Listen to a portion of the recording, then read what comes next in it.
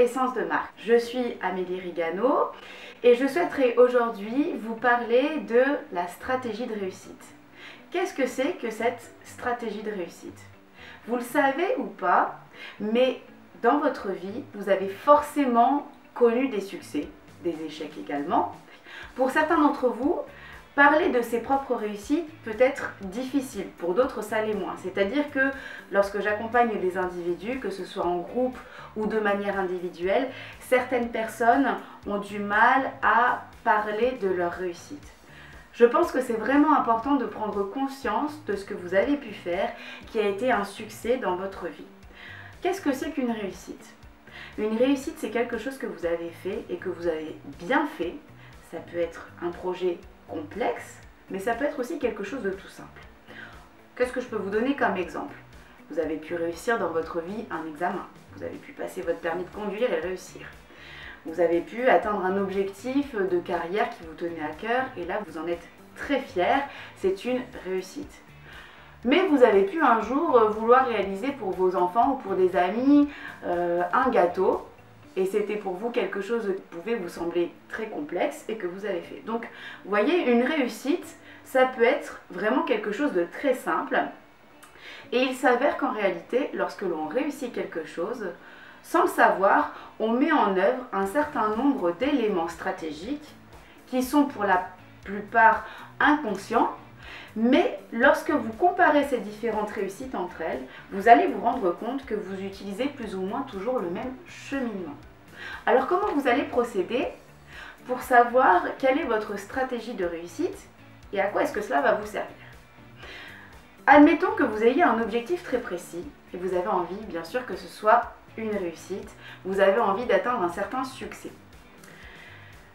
Vous ne savez pas forcément si vous allez réussir ou pas à atteindre le succès.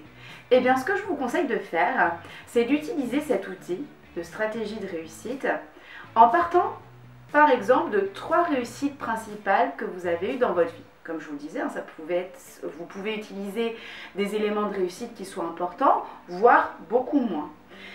Vous allez vous poser différentes questions et je vous conseille de mettre cette étude-là par écrit. Demandez-vous, qu'est-ce qui a fait que vous avez été motivé pour vous lancer dans cette action ou cet objectif? Prenons un exemple tout simple. Vous avez voulu réaliser un gâteau et ça vous tenait à cœur.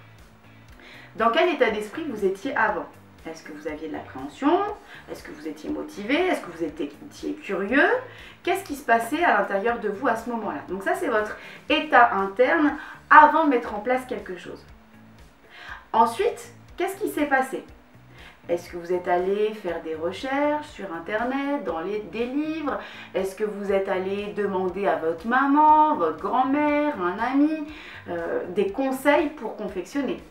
Qu'est-ce que vous avez fait aussi pour mettre en œuvre tout le matériel dont vous avez besoin? Donc posez-vous toutes ces questions de ce que vous avez pu faire avant même de commencer l'exécution de votre gâteau ou de quelque chose d'autre. Ensuite, pensez aux étapes de réalisation. Qu'est-ce que vous avez fait concrètement? Comment vous vous sentiez? Comment vous vous représentiez à ce moment-là? Qu'est-ce qui se passait à l'intérieur de vous? Et qu'est-ce que vous faisiez concrètement?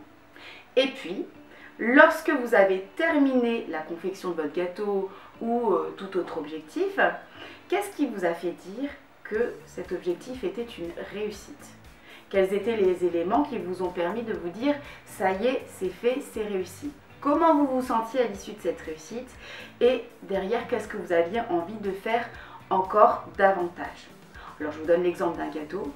Prenez l'exemple aussi de votre permis de conduire, de votre baccalauréat, de votre CAP, de votre master ou tout autre succès qui soit personnel. À partir de là, de vos 3 succès que vous aurez analysés, mettez en comparaison tous les éléments et les différentes étapes entre elles. Et je vous invite vraiment à faire le test et à vous rendre compte qu'à chaque fois que vous réussissez quelque chose, il y aura forcément des éléments en amont, durant l'exécution et lors du bilan de cette réussite qui vous appartiennent et qui vont déterminer votre fonctionnement pour atteindre un objectif. C'est là votre stratégie de réussite.